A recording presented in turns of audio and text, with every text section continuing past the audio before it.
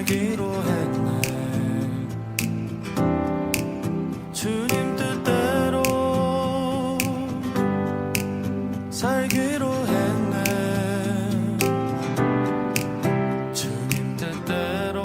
제66편 시 인도자를 따라 부르는 노래. 온 땅이여 하나님께 즐거운 소리를 낼지어다. 그 이름의 영광을 찬양하고 영화롭게 찬송할지어다. 하나님께 아뢰기를 주의 일이 어찌 그리 어미하신지요.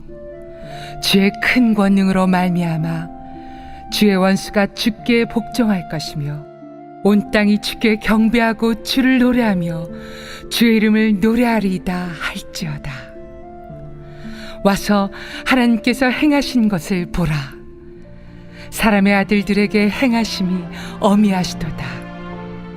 하나님이 바다를 변하여 육지가 되게 하셨으므로 우리가 걸어서 강을 건너고 우리가 거기서 주로 말미암아 기뻐하였도다. 그가 그의 능력으로 영원히 다스리시며 그의 눈으로 나라들을 살피시나니 거역하는 자들은 교만하지 말지어다. 오늘 본문은 온 땅, 즉 오누리에 사는 사람들과 온 세상이 하나님을 찬양하라라는 초청으로 시작하고 있습니다. 하나님께 환호하고 그분의 영광을 노래하라라고 초대하고 있죠. 시편 66편 기자가 그랬던 건 하나님께서 자기 백성을 위해 행하신 놀라운 일로 인한 것이었습니다. 오늘 본문 3절 말씀입니다. 하나님께 아뢰기를 주의 일이 어찌 그리 어미하신지요. 주의 큰 권능으로 말미암아 주의 원수가 주께 복종할 것이며. 아멘. 시편 기자는 하나님께서 하신 일이 어미하시다라고 고백하고 있습니다. 어미하다는 건 엄하고 위풍이 있다라는 뜻을 가지고 있는데요. 다른 성경 번역본에서는 놀랍다 혹은 경이롭다 등으로 번역하고 있습니다. 그렇다면 시인은 하나님께서 하신 어떤 일로 인해 그처럼 놀라고 또 경이로워했던 것일까요? 바로 하나님께서 하나님의 원수들의 무릎을 꿇게 하시고 복종하게 하신 것이었습니다. 오늘 본문 6절에서 시편 기자는 특별히 두 가지의 구체적인 예를 들고 있는데요. 하나님이 바다를 변하여 육지가 되게 하셨으므로 우리가 걸어서 강을 건너고 우리가 거기서 주로 말미암아 기뻐하였도다. 아멘. 바다를 변하여서 육지가 되게 하셨다라는 것은 출애굽 당시 하나님께서 이스라엘 백성을 위해 홍해를 가르셨던 일을 가리킵니다. 이스라엘 백성들이 바로의 군대에 쫓길 때 하나님께서는 바다를 마른 땅으로 바꾸셔서 이스라엘을 구원하시고 그들의 뒤를 쫓는 애굽의 군대를 멸하셨죠. 그런데 이 일은 애굽에만 경고가 되었던 건 아닙니다. 출애굽기 15장 14절부터 15절에서 모세가 노래하고 있듯이 애굽뿐만 아니라 블레셋의 주민들, 또 에돔의 두령들, 모압의 영웅들과 가나안 주민들 모두가 다 두렵게 하고 낙담하게 됐죠. 바로 이어지는 우리가 걸어서 강을 건넜다라는 말씀은 이스라엘 백성이 가나안 땅에 들어갈 때 요단강을 마르게 하셔서 걸어서 그 강을 지나가게 하셨던 것을 가리키는데요. 홍해를 가르셨을 때처럼 드라마틱하진 않지만 이로 인해 당시 가나안 땅에 거주하고 있었던 다른 민족들이 받았던 충격은 홍해 때 못지 않았습니다. 당시 다른 민족들이 보였던 반응을 여호수아 5장 1절 말씀은 다음과 같이 전해주고 있는데요. 요단 서쪽의 아모리 사람의 모든 왕들과 해변의 가나안 사람의 모든 왕들이 여호와께서 요단물을 이스라엘 자손들 앞에서 말리시고 우리를 건너게 하셨음을 듣고 마음이 녹았고 이스라엘 자손들 때문에 정신을 잃었더라. 아멘. 요단강을 말리셔서 그 강을 건너게 하셨다라는 소식을 듣고 가나안 사람들은 마음이 녹고 정신을 잃게 됩니다. 이스라엘 자손과 맞서 싸울 그런 용기를 잃게 되죠. 당시 가장 견고했던 여리고성 주민들 역시 마찬가지였습니다.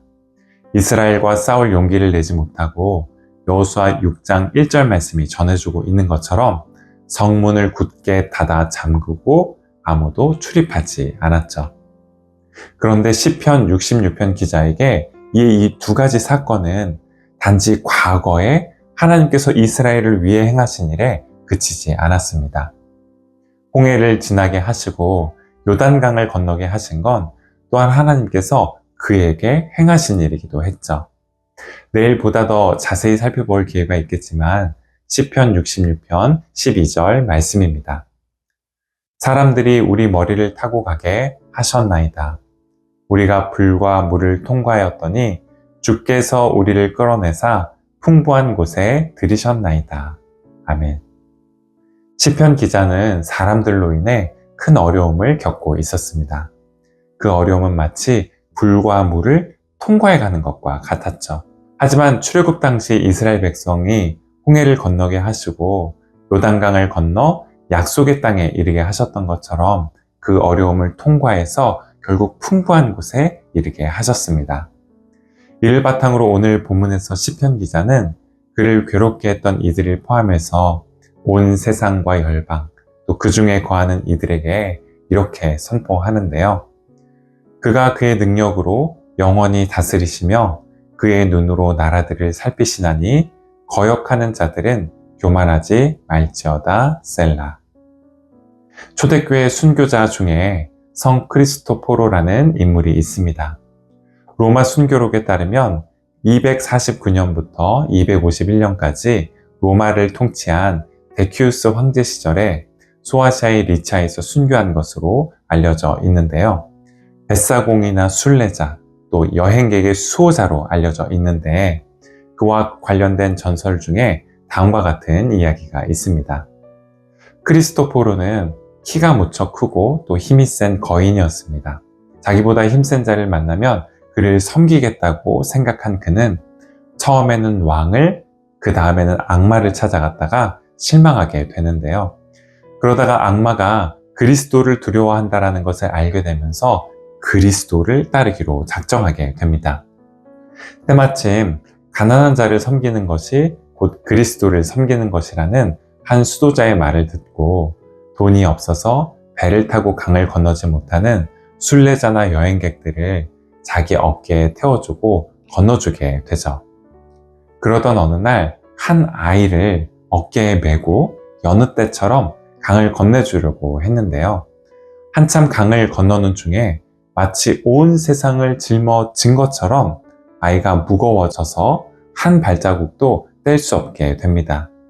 당황스러워하는 그에게 그의 어깨에 있던 아이가 내가 이 세상뿐만 아니라 온 세상의 창조자를 짊어지고 있기 때문이라고, 내가 바로 내가 찾던 왕 예수 그리스도라고 말해주게 되는데요. 이후로 그리스도를 짊어진 자라는 뜻을 가진 크리스토포로라는 이름을 얻게 됩니다. 크리스토포로처럼 시편 66편 기자는 우리 역시 하나님 앞에서 교만하지 말고 스스로를 낮춰야 한다라고 권면합니다. 하나님께서 큰 능력과 힘으로 온 세상을 영원히 다스리시고 그분의 눈으로 모든 나라와 그 가운데 거하는 이들을 살피시기 때문입니다. 고린도전서 1장 27절에서 28절에서 사도 바울이 밝히고 있듯이 능력과 지혜가 한없으신 하나님께서는 세상의 미련한 것들을 택하사 지혜 있는 자들을 부끄럽게 하시고 또 세상의 약한 것들을 택하사 강한 것들을 부끄럽게 하시며 세상의 천한 것들과 또 멸시받는 것들과 없는 것들을 택하사 있는 것들을 패하시는 하나님이십니다.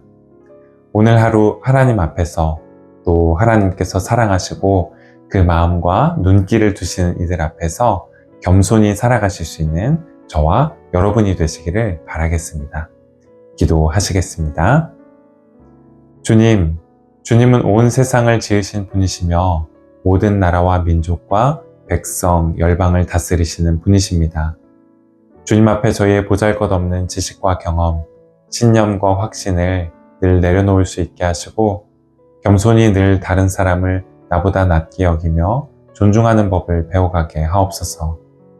우리의 모든 자랑이 오직 주님께만 영광이 되고 주님의 이름만을 높여드리는 주님께서 저희에게 베푸신 은혜, 저희의 삶을 통해 이루신 선하고 아름다운 일들에 대한 감사와 고백만이 있게 하옵소서.